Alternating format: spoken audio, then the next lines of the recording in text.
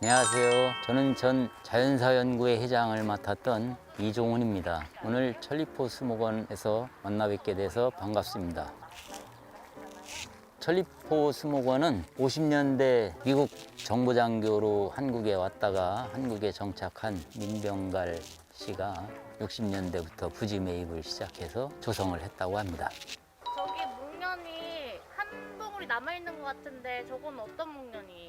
우선 목련은 크게 그냥 목련이 있고요. 그 다음에 우리들이 가장 많이 보는 백목련이 있고, 그 다음에 이렇게 꽃색이 붉은색을 띠는 자주목련과 자목련이 있습니다. 이 자주목련은 안쪽은 흰색인데 바깥쪽만 홍자색을 띄어요. 그러면 자주목련, 안쪽 바깥쪽 모두 자주색을 띠면 자목련, 이렇게 얘기를 합니다. 다행히도 오늘 우리를 기다렸는지 다른 꽃은 다 졌는데 새로 하나가 피어나오고 있습니다. 이건 모양으로 볼 때 이 안쪽이 흰색을 띠기 때문에 이건 자주목련으로 보입니다. 만병초가 우리나라 자생종은 주로 해발 800, 900 이상 올라가면 높은 산지에 있어요. 우리나라 거는 설악산에 가면 특정 지역에 노랑 만병초가 한 가지 있고, 이렇게 화려한 색을 띠지는 않습니다. 이 모감주 나무는 노랗게 꽃이 피고요. 물에 이렇게 엎어지면 여기 에어 포켓이 생기죠.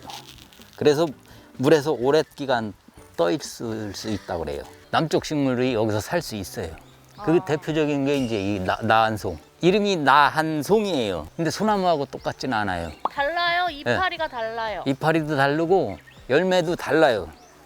진짜 나한송이네. 예. 이름이. 얘가 홍도 밑에 가거도라고 있어요. 네. 그 가거도에 얘가 자생하고 있어요. 남쪽 식물인데 여기서 살고 있는 거죠. 예. 이것도 남쪽에서 크는 나무인데 여기에서 살고 있잖아요. 새순 나오는 거 보면 이렇게 색깔이 들어가서 아주 이쁜 나무인데, 여기가 아닌 내륙으로 들어가면 이 정도 위도에서는 살 수 없는 그런 나무예요. 깃털 같은 잎이 떨어지는 나무, 낙우송. 물 가운데에서 자랄 수 있어요. 보통 나무들은 저렇게 물이 차이면 네. 죽어요. 그러니까. 뿌리가 숨을 쉴 수 없어서. 그러니까. 근데 나구송은 이렇게 물 가운데서도 살 수 있어요. 저 나무도 저거 나구송이거든요. 네. 근데 저 나무 주변에 뭐 있어요, 바닥에. 불룩불룩 솟아 나온 거 있죠. 네. 저게 기근이라고 해가지고 대부분 숨을 못 쉬어 죽는데, 네. 나구송은 저렇게 기근을 발달시켜가지고 저 공기주머니를 매달고 있는 거예요. 그래서 물속에서도 살 수 있어요. 호랑가시 나무예요. 호랑가시 나무는 잎이 이렇게 둥그스름하지 않고 각이 져 있어요. 그 각의 끄트머리에는 이런 날카로운 가시가 있습니다. 그래서 호랑가시 나무입니다. 그런데 여기 천리포 수목원 민병갈 원장님께서 발견한 완도 호랑가시 나무의 경우에는 이 뒤에 각이 없어요. 감탕나무의 특징을 담고 호랑가시 나무의 특징을 닮아서 이 부분이 좀 둥그스름하면서 가시는 이 앞쪽에 있는데 앞쪽 가시도 각이 훨씬 더 적죠. 그래서 신종으로 등록을 하게 됐습니다. 원래 호랑가시 나무는 이 잎에 각이 뚜렷한데 이거는 약간 동그래지죠. 그러면서 끝쪽 부분만 가시가 있어요. 이거를 이제 민병갈 씨가 처음 발견해서 학계에 보고를 해서 2002년 완도 호랑가시 나무를 신종으로 명명을 했어요. 그래서 신종으로 등록할 때는 발견한 사람의 이름을 넣을 수 있어서 밀러라는 말이 들어가 있는 거예요. 특징은 잎이 원래 호랑가시보다 얇고 이게 좀 동그스름하면서 이 각이 뒤쪽은 없고 이 끝쪽에만 있다는 거. 그러고서는 가시도 이 부분에만 있다는 그런 차이가 있어요.